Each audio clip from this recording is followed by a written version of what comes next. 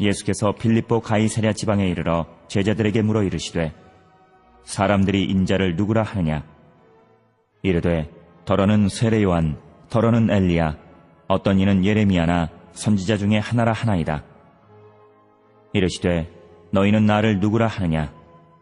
시몬 베드로가 대답하여 이르되 주는 그리스도시요 살아계신 하나님의 아들이시니이다. 예수께서 대답하여 이르시되 바요나 시몬아 내가 복이 있도다. 이를 내게 알게 한 이는 혈육이 아니요 하늘에 계신 내 아버지시니라.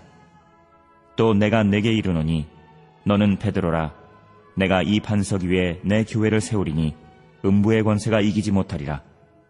내가 천국 열쇠를 내게 주리니 내가 땅에서 무엇이든지 매면 하늘에서도 매일 것이요 내가 땅에서 무엇이든지 풀면 하늘에서도 풀리리라 하시고 이에 제자들에게 경고하사 자기가 그리스도인 것을 아무에게도 이르지 말라 하시니라. 이때로부터 예수 그리스도께서 자기가 예루살렘에 올라가 장로들과 대제사장들과 서기관들에게 많은 고난을 받고 죽임을 당하고 제3일에 살아나야 할 것을 제자들에게 비로소 나타내시니 오늘 이 새벽에도 하나님께 영광 돌리고 말씀에 갈급하여 이 새벽에 함께 하나님 앞에 예배 드리며 기도하는 여러분들을 주님의 이름으로 환영하고 축복합니다. 오늘 본문의 말씀은 마태복음 16장 13절부터 21절까지의 말씀입니다. 예수님께서는 자신이 죽임을 당할 것과 다시 사실 것을 말씀하셨습니다. 예수님께서 바리새인들에게 서기관들을 떠나 빌립보 가이사랴 지방으로 가십니다. 13절 그곳에서 제자들에게 사람들이 인자를 누구라 하느냐? 14절 제자들이 대답하기를 더러는 세례 요한이요 더러는 엘리야요 어떤 이는 예레미야나 선지자 중에 하나라 하더이다. 15절 예수님께서 그러면 너희는 나를 누구라 하느냐? 16절에 시몬 베드로가 주는 그리스도시요 살아계신 하나님의 아들입니다. 17절에 예수님께서 바요나 시몬아 내가 복이 있도다. 이를 내게 알게 하니는 혈육이 아니요 하늘에 계신 내 아버지시니라 하고 놀라운 말씀을 하십니다. 21절에 이때로부터 예수님께서 자기가 예루살렘에 올라가 장로들과 대제사장들과 서기관들에게 많은 고난을 받고 죽임을 당하고 제3일에 살아나야 할 것을 제자들에게 말씀하십니다. 주님은 가이사랴 빌립보에서 사람들이 인자라 누구라 하느냐 이 질문을 하시기 위해서 제자들을 가이사랴 빌립보까지 데리고 가셨습니다. 가이사랴 빌립보는 황제의 신상이 있는 도시입니다. 당시 로마의 황제 이름이 가이사라는 명칭을 도시에 붙이려면 황제의 이름에 걸맞게 도시가 화려해야 합니다. 반드시 도시 중심에 황제의 신전이 있어야 합니다. 이렇게 가이사랴 빌립보는 화려함과 황제의 신전이 도시를 압도했습니다. 그 도시에서 예수님은 상대적으로 초라해 보일 수밖에 없습니다. 왜 하필이면 그곳에서 너희는 나를 누구라 하느냐고 물으실까요? 아마도 예수님께서 로마의 황제처럼 힘이 있고 화려하고 사람들을 압도하는 모습으로 오셨다면 사람들은 그분의 껍데기만 보고 내용을 보지 못했을 것입니다. 그런 상태로 예수님을 따랐을 것입니다. 그러나 예수님은 이 땅에 초라한 보리떡의 모습으로 오셨습니다. 그 모습 안에는 하나님의 마음과 뜻을 담고 오셨습니다.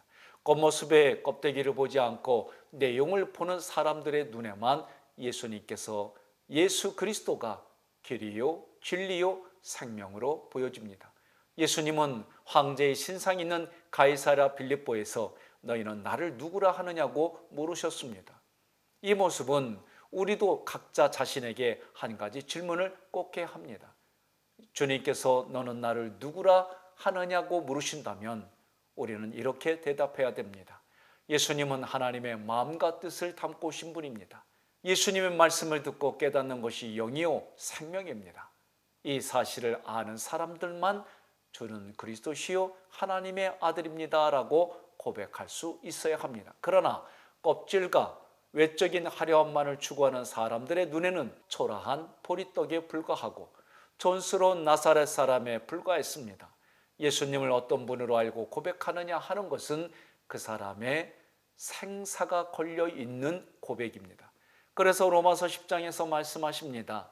로마서 10장 9절로 10절 함께 봉독합니다. 내가 만일 내 입으로 예수를 주라 시인하며 또 하나님께서 그를 죽은 자 가운데서 살리신 것을 내 마음에 믿으면 구원을 받으리라. 사람의 마음으로 믿어 의에 이르고 입으로 시인하여 구원에 이르느니라. 시몬 베드로의 고백을 듣고 예수님께서 제자 베드로를 칭찬하십니다. 16장 16절로 17절 시몬 베드로가 대답하여 이르시되 주는 그리스도시요 살아계신 하나님의 아들이시니라. 예수께서 대답하여 이르시되 바요나 시몬아 내가 복이 있도다. 이를 내게 알게 하니는 혈육이 아니요 하늘에 계신 내 아버지시니라. 우리는 나사렛 예수가 그리스도시요 하나님의 아들이심을 우리의 이성과 지혜로는 알 수 없습니다. 그래서 고린도전서 12장 3절에 성령으로 아니하고는 누구든지 예수를 주로 시인할 수 없다고 했습니다. 고린도전서 12장 3절 함께 봉독합니다. 그러므로 내가 너희에게 알리노니 하나님의 영으로 말하는 자는 누구든지 예수를 저주할 자라 하지 아니하고 또 성령으로 아니하고는 누구든지 예수를 주시라 할 수 없느니라. 성령은 거룩 구별을 뜻하는 하기오스와 말씀 호흡을 뜻하는 푸뉴마의 합성어입니다. 성령 거룩하고 구별된 말씀입니다. 하나님의 말씀은 하나님의 마음입니다. 그 말씀을 우리에게 주시려고 예수 그리스도를 인간의 몸으로 오게 하셨습니다. 우리가 말씀을 듣고 깨달아지면 주님을 알게 됩니다. 주와 그리스도로 고백할 수 있게 됩니다. 18절 상반부에 너는 베드로라 내가 이 반석 위에 내 교회를 세우리니 이 구절은 논란이 많습니다. 특히 카톨릭에서 교황 제도의 근거로 삼는 구절입니다. 주님은 이 반석 위에 내 교회를 세우리니 사람들은 반석을 베드로라 생각하고 베드로에게 천국 열쇠를 주셨고 이것을 이어받는 자들이 교황이라고 생각했습니다. 여기서 이 반석은 베드로가 제자들을 대표하여 진술한 신앙 고백입니다. 요한계시록에 나오는 내용입니다. 하늘에서 내려오는 거룩한 성 예루살렘을 보여주실 때에 개역개정으로 보면 21장 14절 그 성의 성곽에는 12기초석이 있고 그 위에는 어린 양의 12사도의 12이름이 있더라. 그 기초석에 베드로의 이름만이 있는 것이 아닙니다. 그러므로 베드로가 주는 그리스도시요 살아계신 하나님의 아들입니다 라고 고백한 것은 기독교의 초석이 되는 고백입니다. 교회는 사도들과 선지자들이 고백한 터 위에 세워졌습니다. 베드로가 모퉁이 되는 것이 아닙니다. 그래서 에베소서 2장 20절에 너희는 사도들과 선지자들의 터 위에 세우심을 입은 자라 그리스도 예수께서 친히 모퉁이 돌이 되셨느니라. 아멘. 19절 상반부 내가 천국 열쇠를 내게 주리니 천국 열쇠는 아파트 열쇠가 아닙니다. 진리의 말씀 곧 구원의 복음입니다. 그래서 에베소서 1장 13절에 그 안에서 너희도 진리의 말씀 곧 너희의 구원의 복음을 듣고 그 안에서 또한 믿어 약속의 성령으로 인지심을 받았으니 이 복음을 전해주는 것이 천국문을 열어주는 것입니다. 그래서 19절에 내가 땅에서 무엇이든지 매면 하늘에서도 매일 것이요 내가 땅에서 무엇이든지 풀면 하늘에서도 풀리리라고 하셨습니다. 이때부터 주님은 21절에 본격적으로 고난당하시고 다시 부활하실 것을 가르쳤습니다.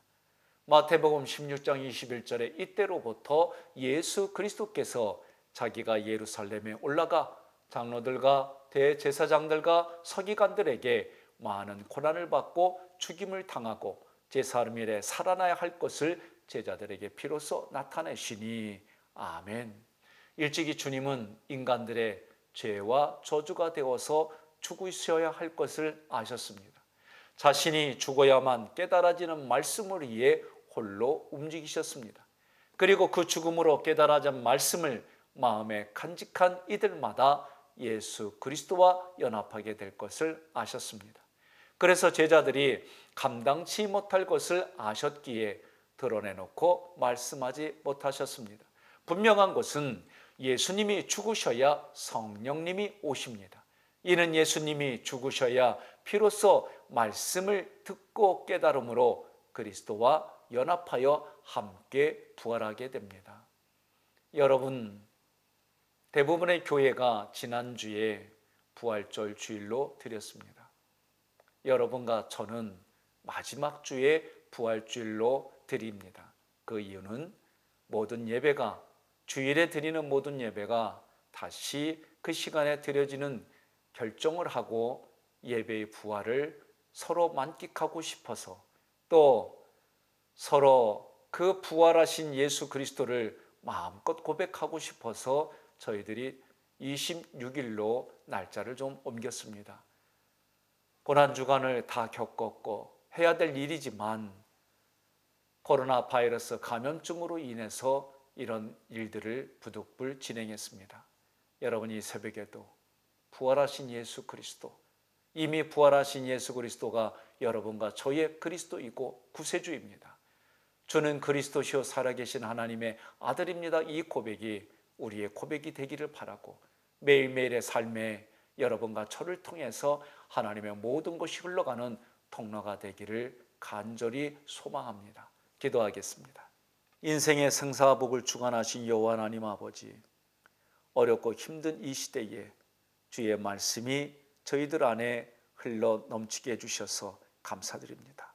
오늘 이 새벽에도 주의 말씀을 붙들고 기도하게 도와주시옵시고, 이 말씀을 통해 우리를 통해 흘러가는 하나님의 말씀들이 하나님께 영광 돌리게 하옵소서.